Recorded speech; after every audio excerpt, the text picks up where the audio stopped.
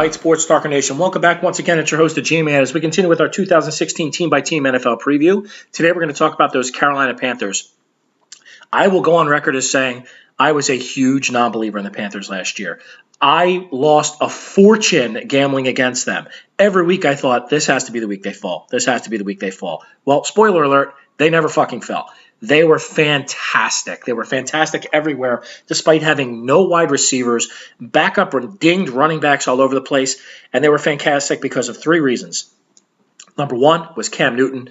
I don't like his personality. I think he's a baby. I don't like that in a quarterback. I think you have to be a better leader than that. But his talent and his ability transcended that team. He's fantastic, number one. Number two, Luke Kuechly. He was absolutely breathtaking. He is the closest thing to Ray Lewis I've seen in this league in a long time. And number three, Thomas Davis. Thomas Davis is playing on a 3-time repaired knee.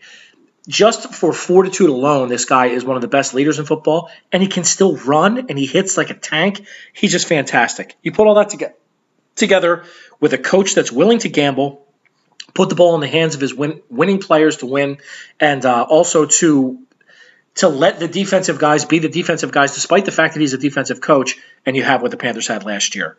Do I think they're going to repeat that? No, just because I think 15-1 is absurd. I don't think you can do that again. But I think they might be a better team this year. They'll get Kelvin Benjamin back. Cam Newton had great chemistry with him. They still have Devin Funchess, who didn't do much as a rookie. I expect to be better. Ted Ginn's their deep guy. Greg Olsen is one of the best all-around tight ends in football.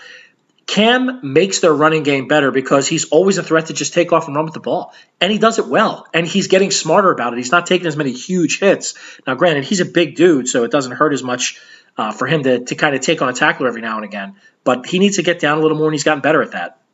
They also signed Gino Gradkowski to play on their offensive line, and that'll help them. They lost Josh Norman, and I think that's a big loss, but not a catastrophic loss. I think Josh Norman's a good player, not a great player.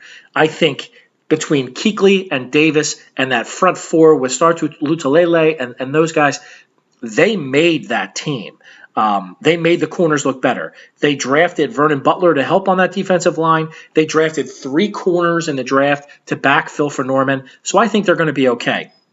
With all that said, again, I just don't think you can expect 15-1 again because it's ridiculous. I think they're going to still go 12-4. I guess even as low as 11-5 is possible. As high as 13-3, but I'll say 12-4. And with that, I think they're going to coast to a division championships. I think it's a weak division. The only other team you really need to look out for is Tampa Bay. And I think that Carolina is the class of that division.